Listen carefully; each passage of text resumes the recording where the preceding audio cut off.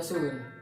Tepangkeun wasta abi Arsalna Fidul Hakim di kelas 11 MIPA 3. Bismillahirrahmanirrahim. Assalamualaikum warahmatullahi wabarakatuh. Alhamdulillahirabbil alamin. Wassalatu wassalamu ala asyrofil anbiya wal mursalin wa ala alihi washabbihi ajmain. Amma ba'du. Ibu kepala sekolah nu kusim kuring dipika hormat, ibu mewah bapak guru nu kusim kuring dipika hormat, sareng rarencangan sadaya nu kusim kuring dipika cinta.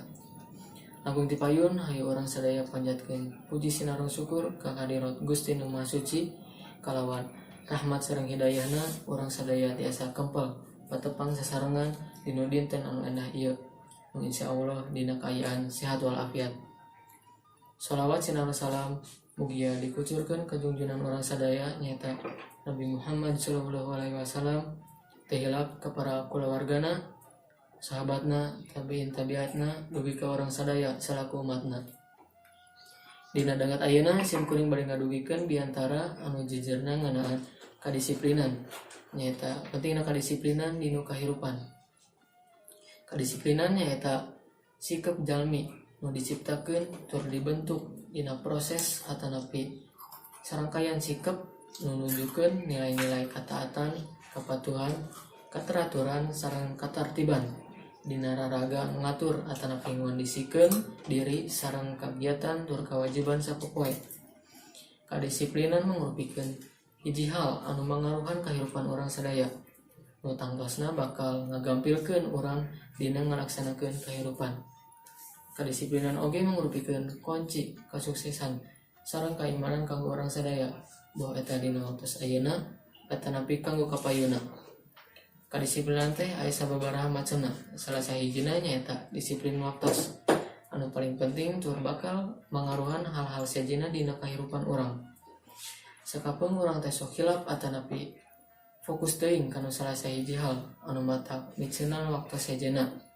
Nu kedahna mah dianggo kanggo ngalaksanakeun hal atanapi kewajiban urang sajena. Pentingna disiplin waktos dina kahirupan urang teh nyaeta bakal ngagampilkeun urang dinu ngatur waktos, di mana waktosna urang teh diajar, didamel, ameng, istirahat, sareng ibadah ka Gusti Allah Subhanahu wa taala. Upami disiplin waktos eta parantos diterapkeun dinu kahirupan urang, tangtos bakal ngalahirkeun sikap disiplin anu sejenna. Di antarana nyaeta disiplin dina diajar, disiplin didamel, sareng disiplin ibadah. Anu mana hal eta bakal ngaronjatkeun urang kanggo ngahontal kasuksesan sinareng keimanan dunia akhirat. Tangtos urang sadaya uninga wirehna kadisiplinan teh mangrupikeun hal anu penting dina kahirupan. Mumpamingten dinu ngalakonana sakapeung sok karaos abot kanggo urang sadaya. Kumargi kitu kadisiplinan teh kedah dimimitian ngawitan murang kalih keneh supados janten kabiasaan nu karaosna bakal moal abot deui.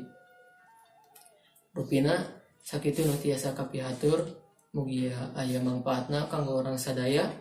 Hapunten bilih aya cariosan nu kerang merenah dina manah da sadaya kasayan eta datang nanti Gusti Allah Subhanahu wa taala, sedengkeun kalepatan eta datang nanti sim kuring pribados.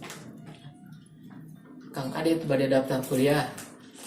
Sata acana nyuhunkeun heula restu. Wabillahi taufiq wal hidayah. Wassalamualaikum warahmatullahi wabarakatuh.